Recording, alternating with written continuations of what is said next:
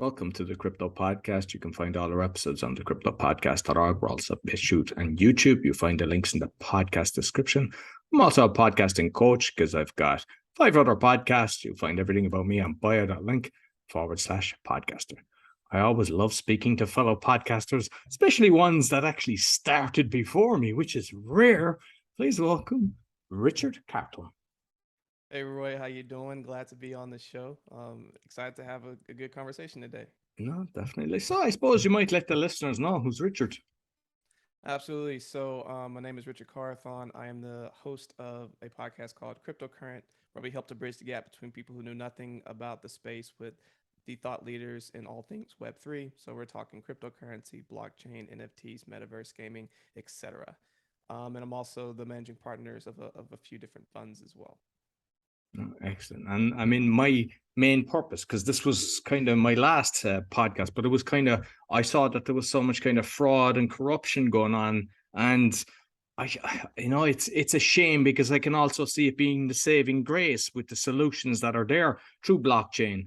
So you've been there, 4 years before me. And I mean, 84 episodes later, which is extremely impressive. Yeah, thanks, man. And it was what I've seen, especially as it relates to like scams and everything else. As the space continues to mature, you're starting to see more and more different companies start to spin up that are trying to help combat it. Actually, the show that I recently just released was with one of the founders of Forta Network, and what they are is basically like a security network where they can do two things for you. One, monitor your network, your blockchain, and then detect as soon as there's some sort of breach.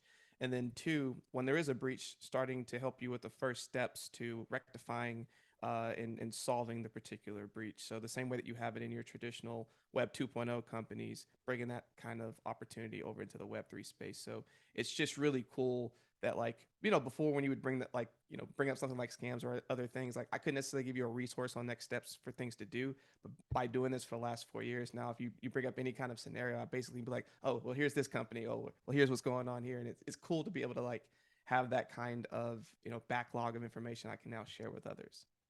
And I think it was just my last episode that I had. I actually forget the name of the device, but there's the guy was talking about like a security device that you can plug into your computer.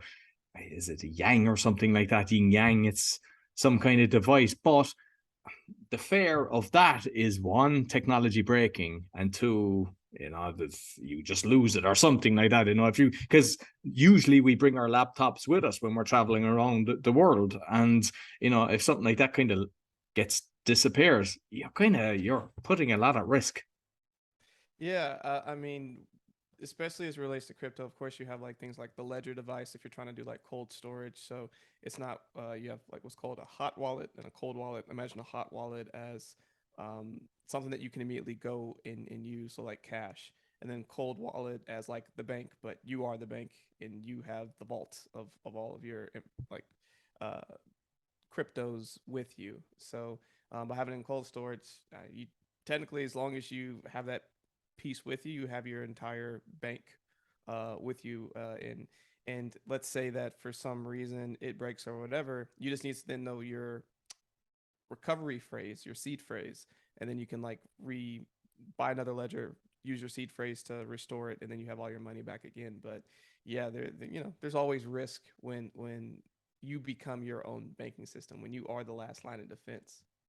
And like, I don't know about you, but I remember the first few transactions I done, panic kicked in. It was like, you're typing this huge long word and you're going, oh, did I do it right?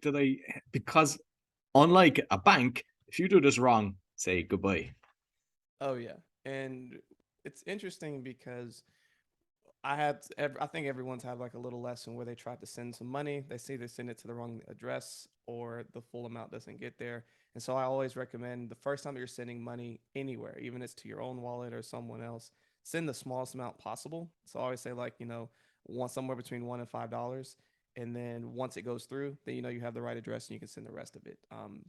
One time when I was first getting in the space, I got excited and I had made some money on a particular investment, and I was trying to then move it back to my exchange to cash out.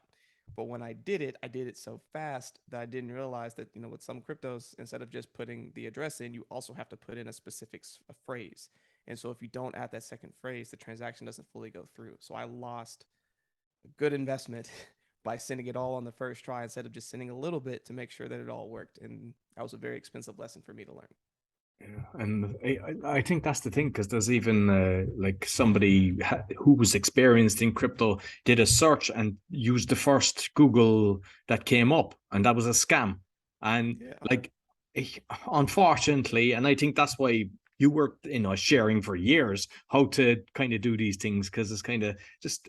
I even like encourage people to go away and buy a domain because you can buy a domain for like $10 or something like that. But by doing that, and then you go into your wallet, you can see it there and you go, ooh, and then you can kind of hide it and you can do different things.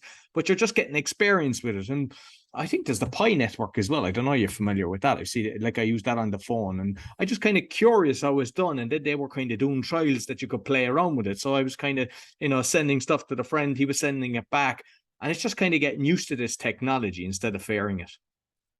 Yeah, there are a lot of unique opportunities in the world of cryptocurrency and Web3. Web3 is the new popular phrase when you kind of put all the different elements of blockchain technology. So if you hear someone say Web3, they're talking about cryptocurrency, blockchain, uh, NFTs, metaverse, and things within that realm. The other thing I want to make sure to keep in mind with the audience is that when someone says cryptocurrency, they're not necessarily talking about a currency. They're not talking about like fiat and something like a currency. A lot of these cryptocurrencies got put under the umbrella of blockchain startups. A lot of these companies are blockchain startups. And so by keeping that in mind, a lot of the cryptocurrencies that are coming out have a lot of different utilities and things that they're trying to solve for. So when I first got into space back in 2018, beginning of it, there was roughly 2 or 3 thousand cryptocurrencies. 4 years later, there's over 20,000. So it just shows how quickly this space is evolving and growing. Um, and the other thing to keep in mind is that, as we know with all startups, 90% of them fail. So just because they're here today doesn't mean they're here tomorrow.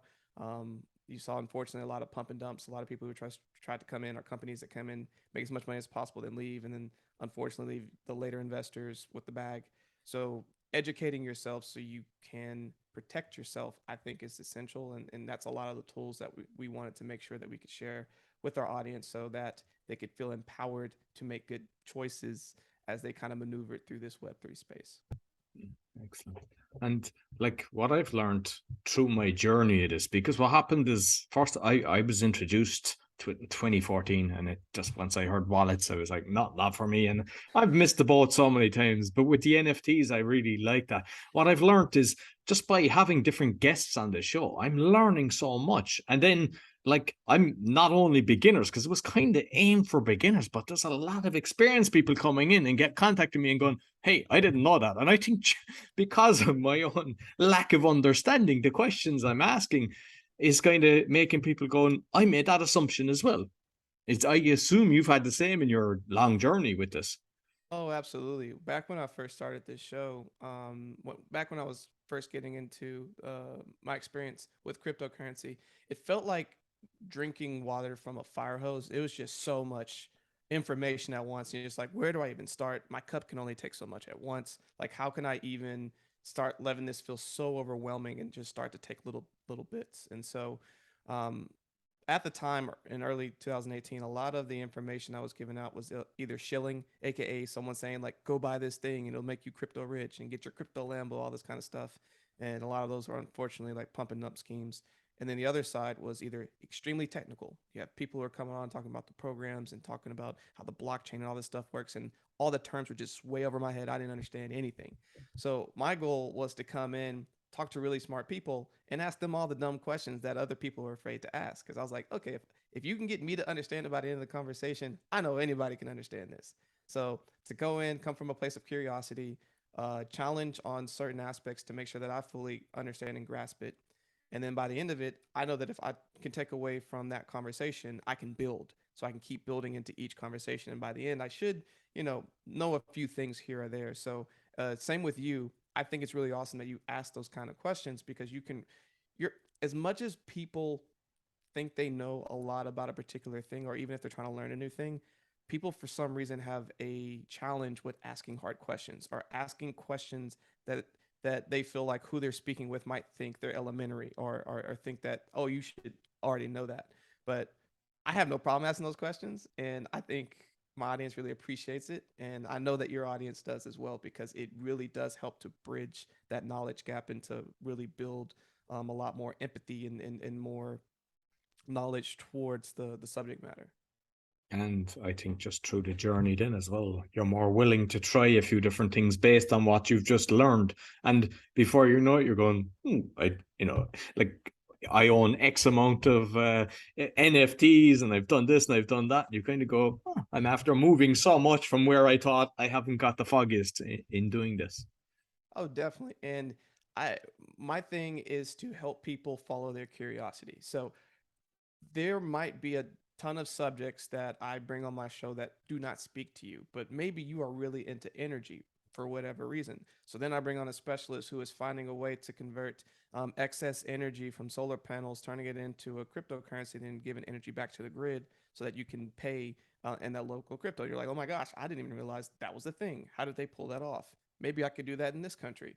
And so it's just like, how do you first connect and pull a place of something that someone's curious from, have them start to explore that, and then expand as they go. And so like that also has been a really cool entry point. But you keep bringing up NFTs, and what's really interesting is in the last since 2018, the most interest I've gotten in a gigantic wave was last year in 2021, when the big NFT craze really started happening around like March.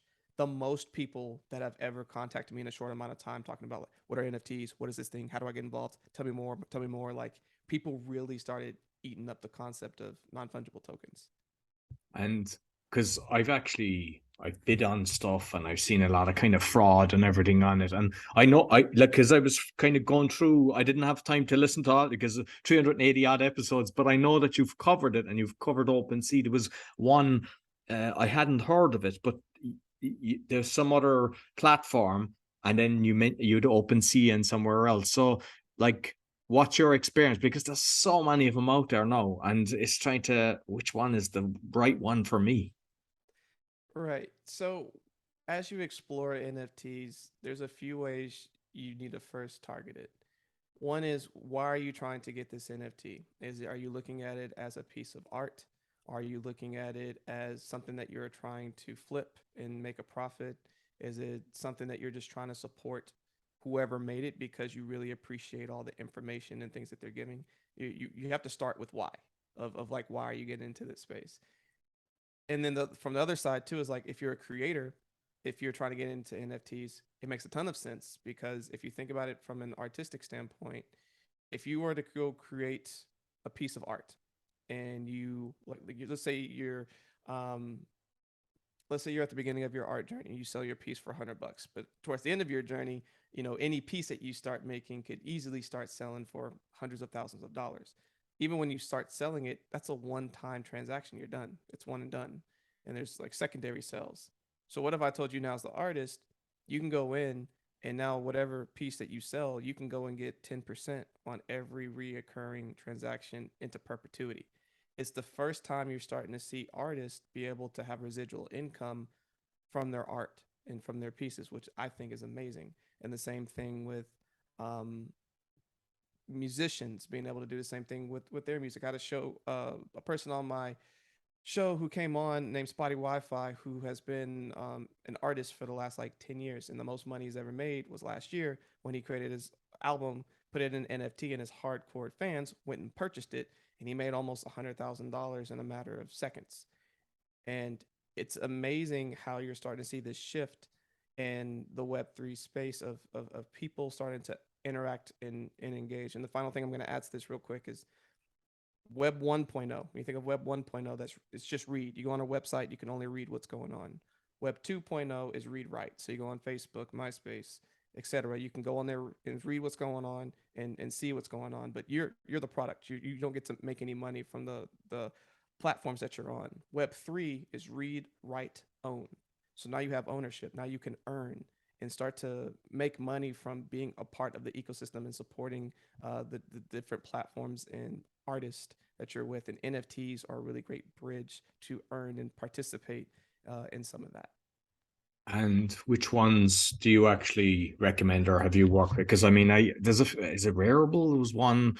OpenSea, obviously most people know about, but I've talked about it on my previous shows. I could see a lot of bots and spammers on that, which annoys me when I see that, because you just want to have a genuine auction, or a genuine price, so that in turn, the artist gets the best price. But if I'm buying something, I realize, hey, I got a good deal here, I'm more likely to buy more. But when you've been shafted, you kind of go, am I going to waste my time going into a bidding process when I know what this could probably happen again?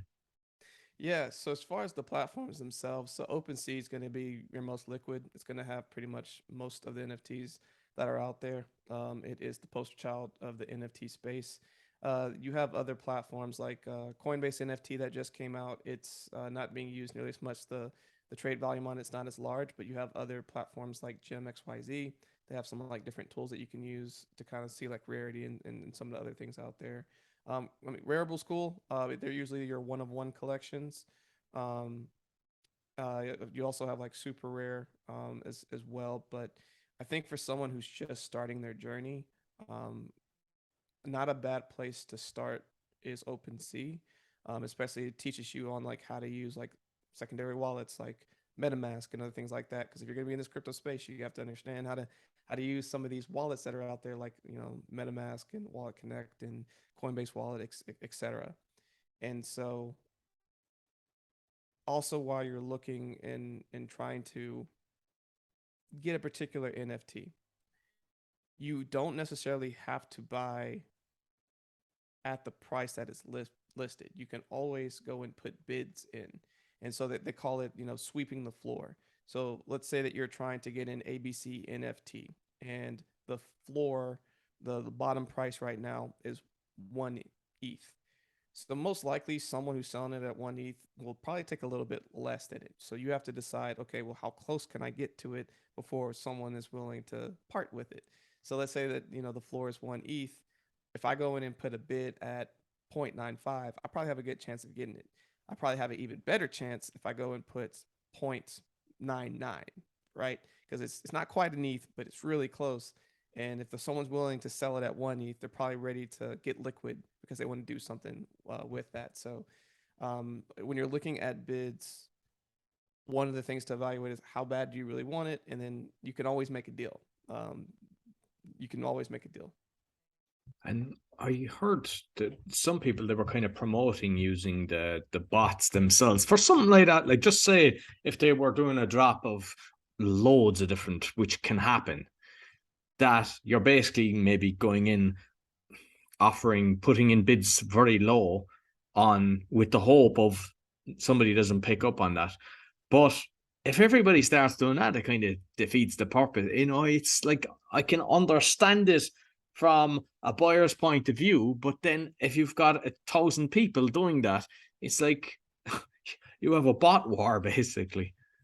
You do, and that's how some people were able to flip and get some NFTs at an absolute discount. For there was a story a while back where someone lost one of their bored apes because they misplaced a zero, and what someone did, kind of like you were talking about, they had these bots and they put in all these bids super low, like outrageously low, just in case someone messed up, someone fat fingered and put the wrong number. And so what happens is someone did that, and because that bid was already there, it immediately executed it, and then the person went back and sold it basically at the floor, and the person made like a 75 or 100 ETH profit in a matter of minutes. Wow. And so for some projects, it makes sense to go in and just have those low balls there just in case someone messes up. Um, but it, to your point of, if everyone's just having like these bots set up everything, is that kind of defeating the purpose? And for bidding, it you are always going to be dealing with people who are going after the same thing as you. So how can you be competitive? How can you ultimately get what you're trying to? And you have to scheme to figure out strategies that will work and work in your favor. And botting the system unfortunately works at the moment. So for people who are really in it, they can figure out processes that help them win more. And like, I wish it was a case of when you were bidding that you had to buy it. But the thing is that sometimes people are doing it and then they're just gone. They're just raising the price up. And if it was just a case of you make a bid and your money is parked, that basically you can't use the money because you're on a bid, then I think if somebody creates a system like that, that more people would feel safer because it would take out the fraud out of it. Because with Yeah, me, what I experienced is I could see there was bots going on, and I put in my bid, and I said, I don't think they're going to buy all these, and they didn't. And it should have come to me next, but it didn't, and it eventually just took it off the auction. So there was two kind of frauds going on, and the problem is when that happens to millions of people or whatever, they're going to just kind of step away from it. When the reality is, as we've discussed earlier, this is actually really putting money in the true artist's hand, whether it's musician, paint or whatever they're doing. The people that deserve the money instead of all these middlemen that are crooks. Not all of them are crooks, of course, but there's a lot of them out there. yeah, and there are also just a lot of people who are just trying to make profit, right? So that they see people are going to follow the money and they're going to try to find processes, systems to make as much of it as possible. And there's, I want to say vulnerabilities, but there are paths that you can game the system and win more. And so the safest route, obviously, is just to buy at the price that's listed. And it takes all the guesswork out of it, and you got it. But if you are going to do the bidding war, just know that you're playing with a lot of other players who have a lot of experience and know how to game it to try to get it themselves. So, but going back to your point of a platform that kind of takes that element away and puts it to where if you were to put in a bid, it's actually taking liquidity until it's out. As much as like that would help solve some immediate challenges, I think that platform would struggle just because people who are doing the bidding game want liquidity to be able to go in and have a lot of options. Um, and so therefore the challenge with the artists or the people who are then going and putting their pieces, you're not going to have as much liquid assets on there for people trying to bid up and jack up your price. Because for the in person, you of course you want your price to go up as much as possible because you keep going up. But for the in person, it would be more beneficial for the person who's trying to purchase it. And uh, economically, unfortunately, I just there's a lot people always are trying to make the most money as possible. So, not to say that it is impossible, but I think there would be a challenge for truly creating that model, just because you might not be able to get the mass adoption and people who are already in this space over to that platform to then go and engage with it. Excellent. And just on mining, actually, because I know you cover it in your show. So I'm curious, have you done mining yourself? And then what you have learned from some of your guests that you've on? Yeah, so I've done some mining. Um, One of the biggest pieces of mining I did was in the Helium network early. So I had a guest on my show called Emrit. What they were doing was they got a bunch of Helium devices early, and they would pass them out to people for free, and they would just take a percentage back, and you would get to keep the rest. And so you get these miners, you'd mine Helium. So what Helium is a network that helps to provide low RAN broadband to local areas. So imagine if AT&T or Verizon or one of these companies came to you and said, "Hey, I want to put one of my antennas in your house, and I'm going to pay you X amount for helping me, improve the network and having this here." And you'd be like, "Yeah, sure, that's free money. Come this way."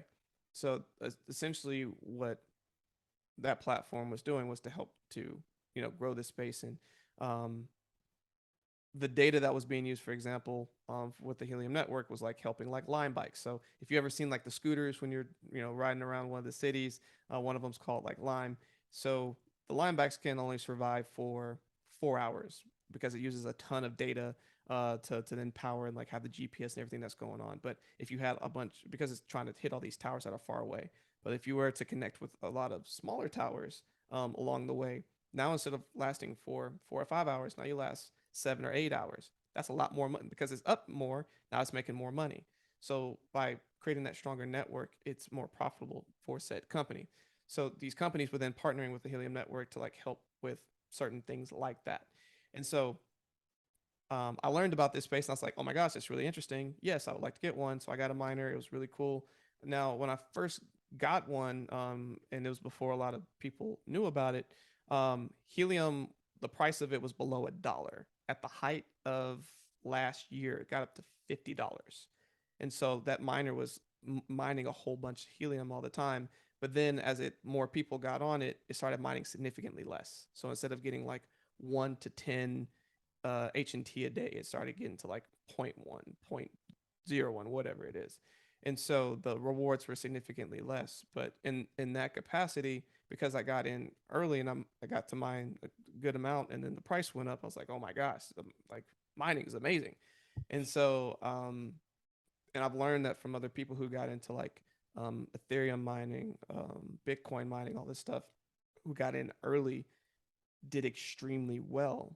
And it's because you're helping to prove up the network. But a lot of mining opportunities, a lot of them don't ultimately pan out, but it doesn't mean that they can't have moments of a ton of success. So you have to first find out for the mining. So mining's proof of work. You have to see what platform it's for. Does the utility and what they're building for make sense? And do you think it has longevity? Do you think it's going to be around for the next, 3 to 10 years? And if the answer is yes, then typically there's an upfront investment to be able to get the mining and then to have it running in the background with electricity or whatever it is that you're using. And then seeing um, how much can you expect to mine during that time frame. Then it just becomes a spreadsheet. It's just a math equation of like, okay, it's going to cost me this hard cost. It's going to mine this much. Let's say worst case scenario, the price of the crypto that it's mining is this. Let's say best case scenario, it's this. So then you just make scale and say like, is this cost analysis worth it? And if the answer is yes, go for it.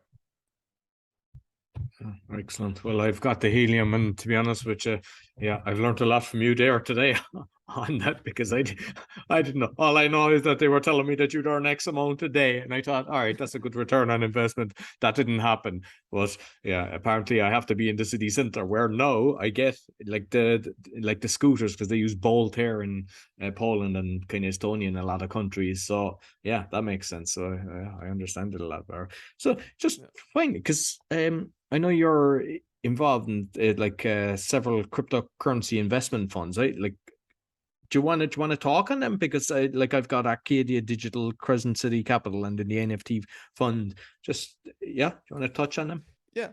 So I run Crescent City Capital, is our first fund that we launched back in 2019, and it was just like your traditional hedge fund, but instead of all types of investments, only specifically focused on cryptocurrencies.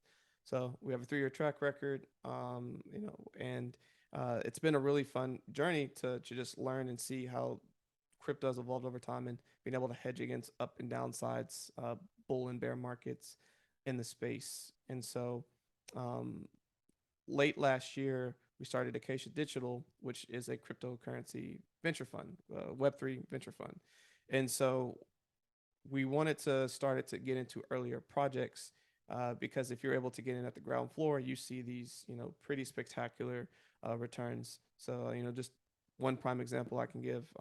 There are some VCs that I learned. I live in Austin, and there's some local VCs that got into Solana when they, first launched at a couple of cents. And as y'all know, Solana got up to over $200 over the course of two or so years. So a pretty significant return on investment in a short amount of time.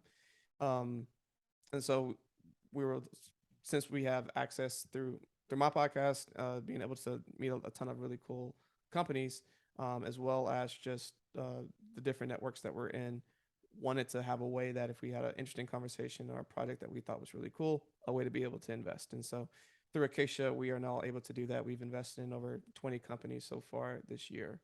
And then finally for SVG, I had someone who was really interested in getting into the NFT space, but didn't want to do the research and the time to go and do it. So basically, it's a managed portfolio where a certain amount of ETH was given, and then we took it and then went and invested in a ton of different NFTs with the purpose of having the end amount that is given more than what was put in. So it's been a really great tool to help me learn about the NFT space, learn about what are some good opportunities, and then also make sure that I'm focused on learning where the new opportunities at within that space as well. So having all three has been a really cool tool to be able to learn, to be able to provide value back to the accredited investors who have been in it, but then also to just educate. Because ultimately, man, I just want people to understand and have access to all of the amazing ways that you can participate in the world of Web3 right now. No, excellent. Listen, Richard, thoroughly enjoyed our conversation. You might let people know, how can they find you? Absolutely. So you can find us at crypto-current.co.